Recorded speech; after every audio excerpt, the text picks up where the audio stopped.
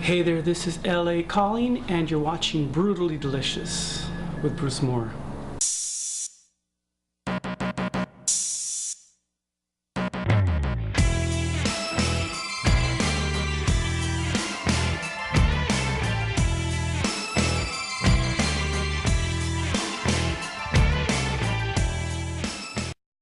Hey, welcome to Brutally Delicious. I'm Bruce Moore. Today we've got another great show in Software. This time, we're going to hop across the pond and speak with the members of the Doom Metal band, Desolate Pathway. And if you stay tuned, we're going to see what they have cooked up for us today.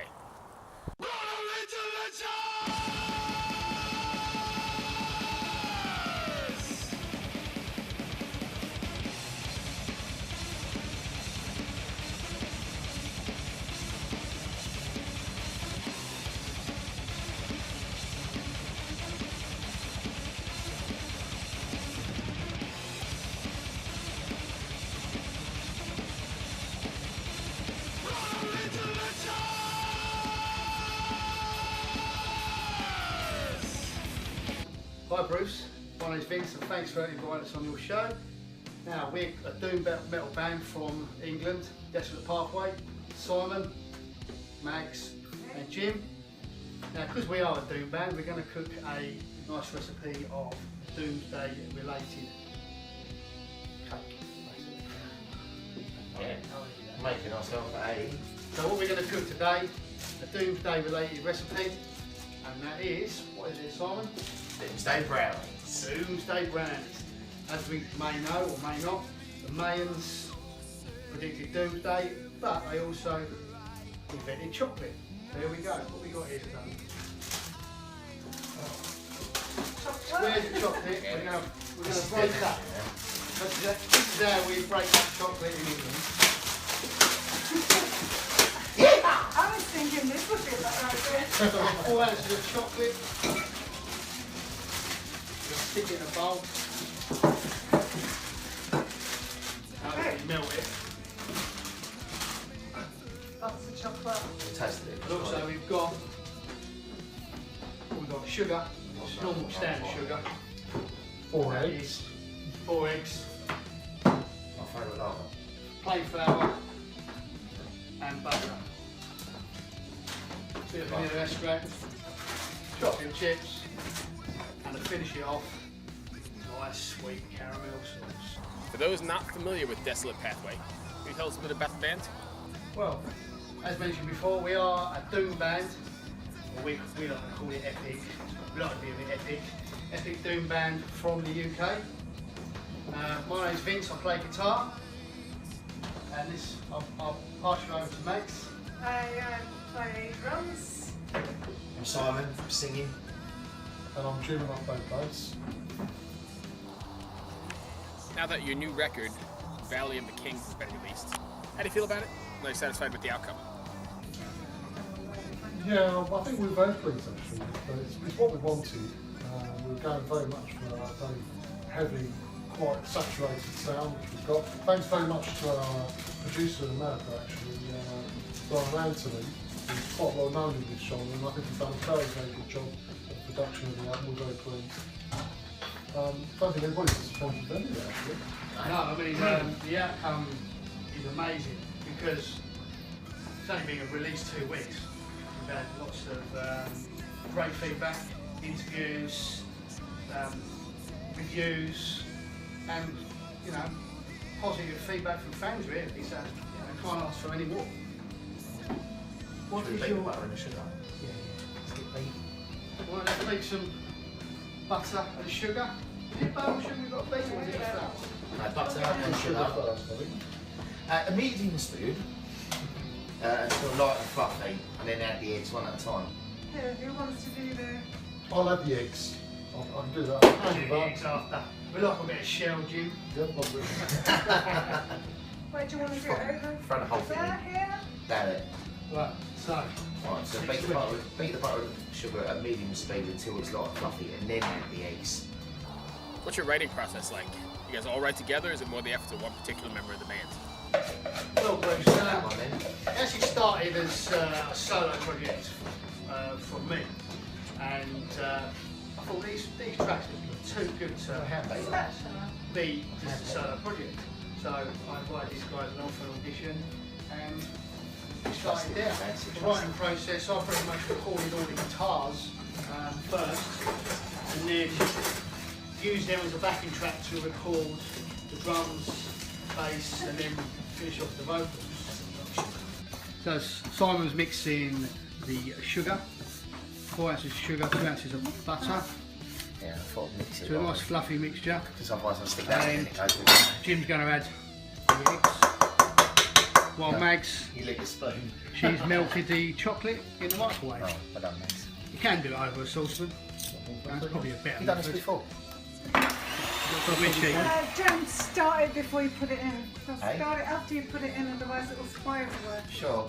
Yes. We test it. Hang on a minute. Stop. All nicely melted there.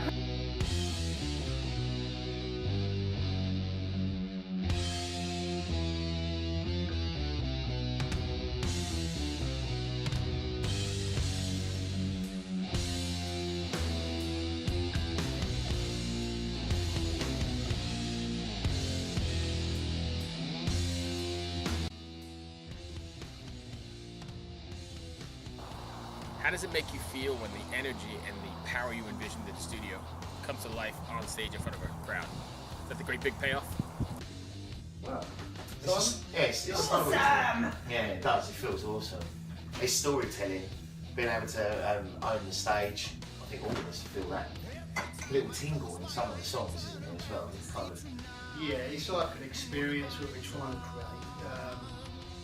More of a story, rather than just going out and playing a song, stopping, and then starting again. We want to kind of bring the album alive to stage, really, and a bit of magic, make people believe in it a bit more.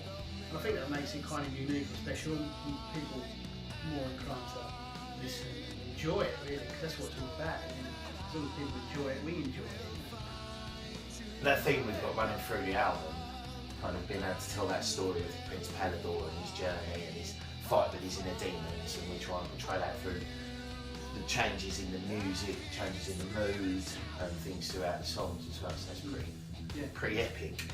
Epic stuff. Epic. Time to add the chocolate, I think. What do you reckon? That's the Is best. it chocolate on it? What do you want to place a bit more? Do you need a bit more? No, Yeah. it's pretty well blended. Oh, I'm adding the So chocolate. adding the I like chocolate it. to the fluffy You mixture can do the Do we have to spoon. beat of the this sugar one? and the butter. Yeah. Stir or beating? No, yeah, it does beat just until blended. Okay, Just beat until away.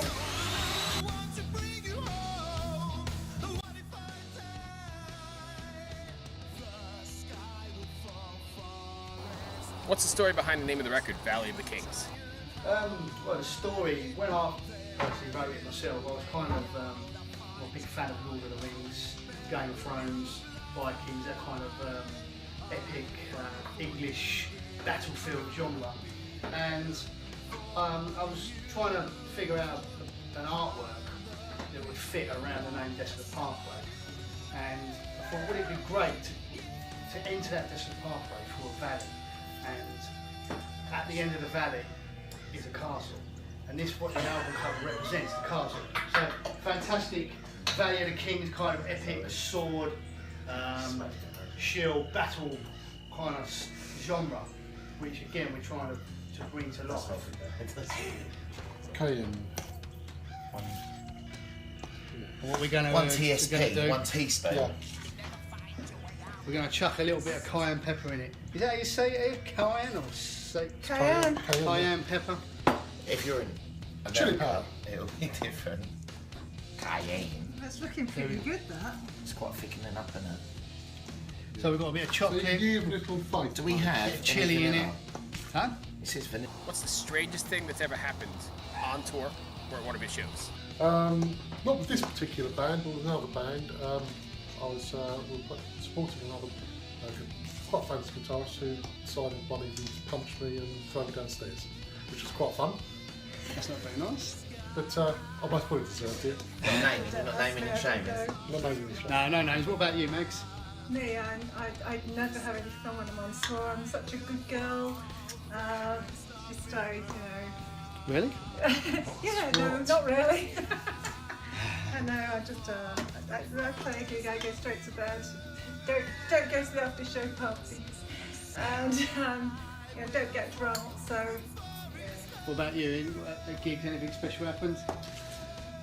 No, Really? Not fell over a lead or something? I had someone steal my tambourine once, which was pretty. No, not That's serious. not in stuff, this band, actually. Moed. Yeah, no, pretty epic. No, losing the tambourine. Yeah, myself, I was told I was in Denmark and I had to hoover the hotel room before I left. A bit embarrassing, really. Is it because you've left loads of crisps and stuff as well? No, I think it's just a cheap hotel and they're expecting the guests to To be the hoover. maids. Yeah, to be the maids, you know.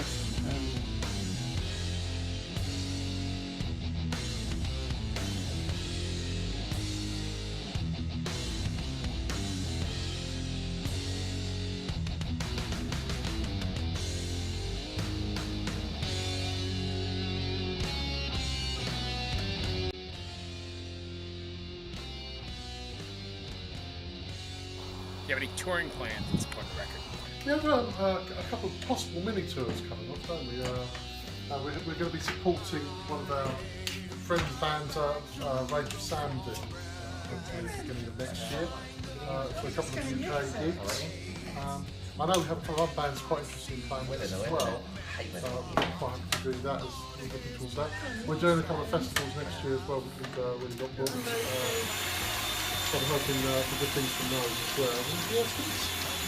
Yeah, we just want to tour as much as we can, possible to us individually, really, and try and get out and live the live experience, have a bit of fun with it. Sorry, Right, it's time to chuck the chocolate chips in Put the chocolate chips in and fold them. and fold them. Before or after? Put them in and then fold them in so that you don't end up with one part of the cake that's got loads of chips in it. So, next question. Vince, you haven't done Fold, back of the it's spoon. folding. Back of the spoon folding, Back. dear. Oh, what? I'll read the books. Yes. Oh, it's just. No, back of the Right, Jim. spoon folding. What would fans be surprised to find on your iPods? Well, I was quite surprised to find Mozart's Requiem in D minor. On your iPod? Yes. Has that come preloaded, doesn't it? For writing? It's just it might do. The Mozart, nice. About you, Jim? I suppose I've been mildly surprised. I've got quite a lot of jazz influences on my music, really. But that goes from anything from sort of like traditional jazz to modern jazz, but also things like jazz metal. Like there's a great French band headed up by Christophe Gaudin, a fantastic guitarist called Morgable. I recommend anybody to try that. It's fantastic. Yeah, cool. Yeah. Probably quite a bit of rock on mine. Surprise! And sort of 60s influences, so anything from Jerry the Pacemakers to the Clarinets and things like that. It's quite, sort of enjoy all of that stuff as well. So. I've got some flamenco at my iPod. I love Spanish guitar, and there's a band called Chingon. They're not that massive, but they're run by Robert Rodriguez, and they kind of bring an influence of El Mariachi, Spanish, mixed with rock guitar. It's fantastic.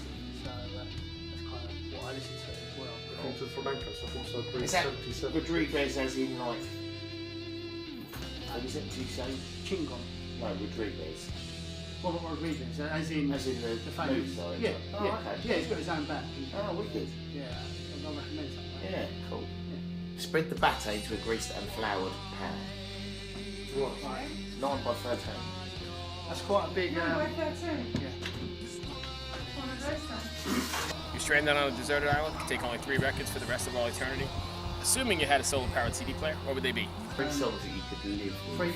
Three records for me certainly would be Pink Floyd's Dark Side of the Moon. Also, I was brought up from a teenager like an Iron Maiden. Without a doubt, Seventh Son. I like the Egyptian kind of theme. Got the old Egyptian tattoos as well. I love all that. So Iron Maiden, Seventh Son, Power Slave, sorry. Power Slave. And Man of War. I think Hail to England. A bit weird because they're not English, but there's an album called Hail to England, and very epic. I love that. What about you, Simon? don't know. That's quite a tricky one. Probably going back to when I was younger and kind of rock. So probably Appetite for Destruction, Guns N' Roses, is one of my favourites. I quite enjoy Meatloaf's Bat Out of Hell. Most of Meatloaf stuff, but Bat Out of Hell especially. I love the operatic kind of feel and the meaning in how he performs. And third one,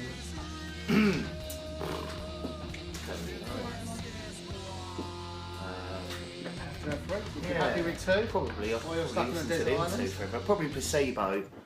Without You I'm Nothing. I quite like that as well. And that swaps and changes quite a bit and different feel.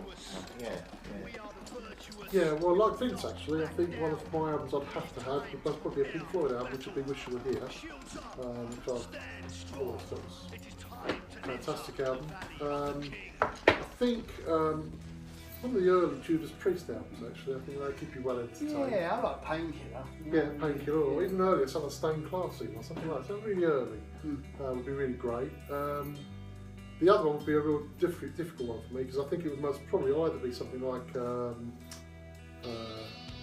Miles Davis's Tattoo, it's got Marcus Miller on bass in it.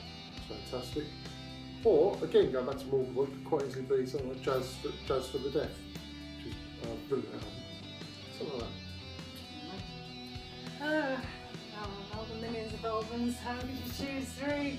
So hard. Yeah, probably Black Sabbath. Black Sabbath, because that is just an awesome album. I couldn't not take that one. Even if I didn't have a record player to play it on a desert island, just have to, and I'd want it in vinyl as well, so that would be really nice. And I think I'd probably go for My Dying Bride album.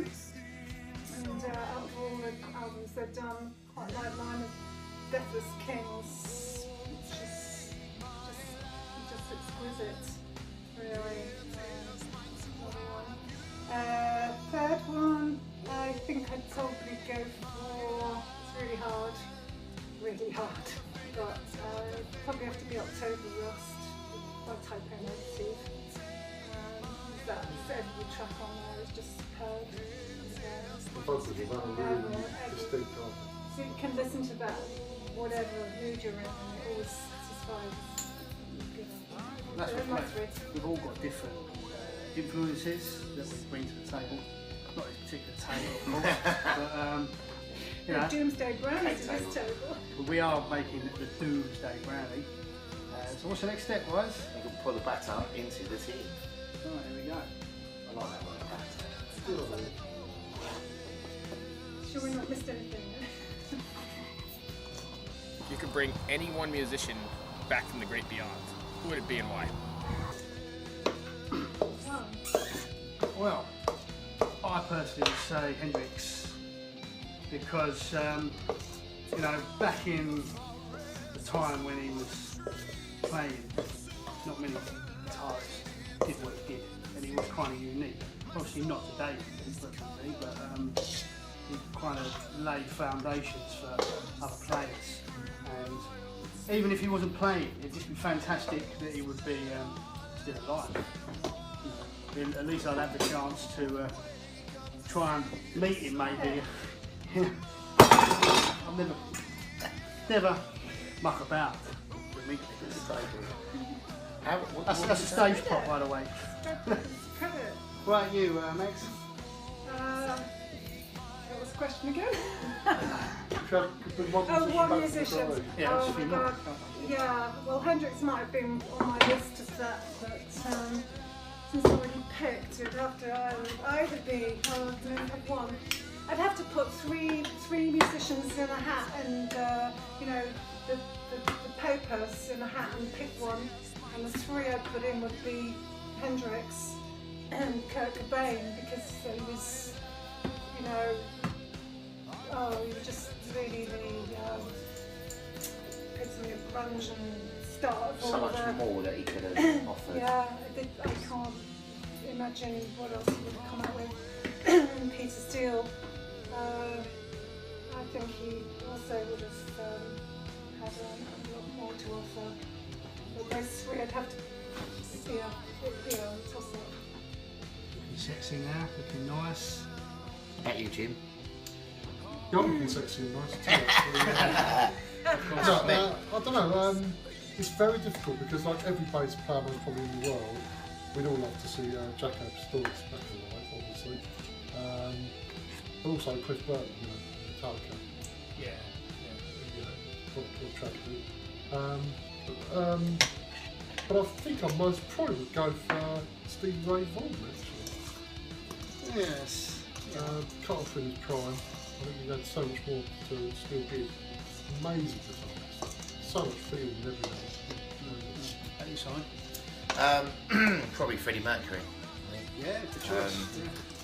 I mean, yeah, so much feeling and power in his lyrics and his choices. And, yeah, and again, somebody who gave so much and probably it'd be interesting to see what he makes of music nowadays, or what he could come up with to keep himself current when other bands are likely to fade. Cut that bit out. But yeah, when other bands are not, just be really cool.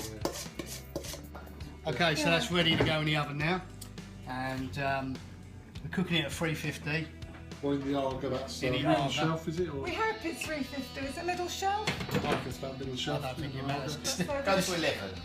So yeah, it's on Yeah, number 11. Like a martial art, we'll go to 11. Yeah. And that's 40 minutes cooking time, and we're going to do some caramel frosting straight after that. That's it. There you go. Okay, well, it's out of the oven. There you go, a bit burnt I suppose, but looking good. And we're going to do the sauce. We've got caramel sauce. We're going to mix a bit of sparkling dust, well, powdered sugar into that. What is the first concert you ever attended? First concert I ever went to, I went to lots of 60s concerts as a kid with my dad, so I saw quite a few bands like the Rubettes and Jerry and the Pacemakers and things like that. But probably the first gig I went to alone was Meatloaf. Went to see Meatloaf at Wembley, and that was pretty cool. It was a good stage presence and a great show, and lots of theatre. Was it his last show again? It was one of his last shows. Yeah. I think it was one he rescheduled because he passed out on stage. So it was a rescheduled gig. But yeah, it was good. Yeah, for me it was most probably Queen at Earl's Court in London. That would be the one I most probably went to first. But it was a toss-up between them. It was around about the same time. I also saw Judas Priest at Greyhound in Croydon, which is South London. So one of those two. Can't quite remember which one came first. Both good gigs for me. Yeah, it's going back some in my head. I used to go to a lot of university gigs when I used to sneak in when I was 14. So probably not my first ever gig, but my first biggest concert I went to was David Bowie, somewhere in Manchester. I can't remember where. I won tickets in the local newspaper to see Iron Maiden, and I thought I'd give it a go. I sneaked in, I was only 13, and ever since then I've been a metal fan. There you go. So, blame them. What's the first record you bought with your own money? Personally, was I think I was about 15 years old, and it was a band that's still going now called Godflesh, and the album debut called Street Cleaner. How about you, Simon?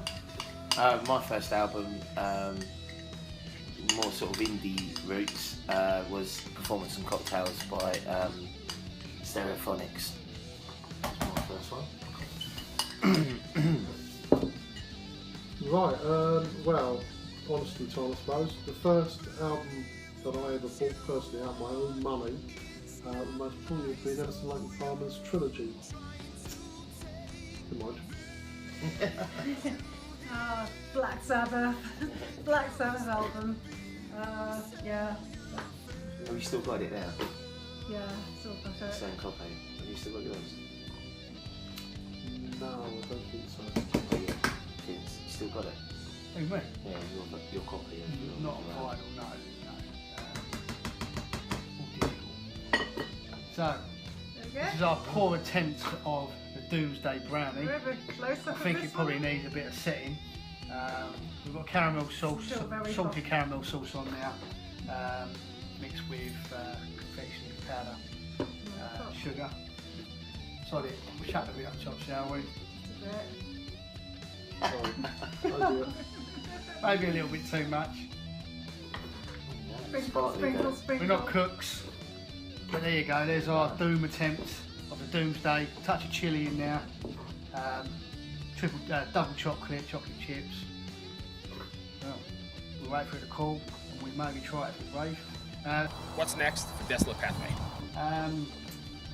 Continue writing really. We're going to write a new album, gig as much as we can, and just enjoy the experience. Anything you want to add, guys? No. No? Get out there and bring the Doom. Yeah, well, we're all looking forward to doing the next album, I think. We've got some ideas of themes and we've got some ideas for songs already. So, yeah, very exciting. Yeah, Doom on. Cheers, Bruce. Yeah. Thanks for cooking with us. Say ya. Thank you. I think you should eat it first. I think the lead man should As a Yeah. passenger. So, I think Simon, he's the Simon. hungriest. He hasn't He's got been to drive moaning about being anywhere. hungry, so there is a Doomsday Brownie with gorgeous salty chocolate sauce. Thanks. So I'm happy with that. nice. Doom. Surprisingly, actually, it's nice.